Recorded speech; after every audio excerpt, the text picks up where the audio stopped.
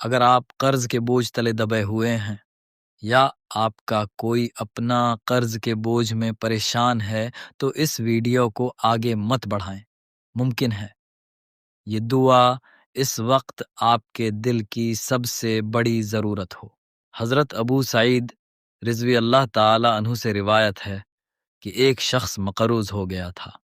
اس سے رسول اللہ صلی اللہ علیہ وسلم نے فرمایا، تمہیں وہ کلام سکھلا دیتا ہوں کہ اس کی برکت سے اللہ تیرا غم دور اور قرض ادا کر دے گا۔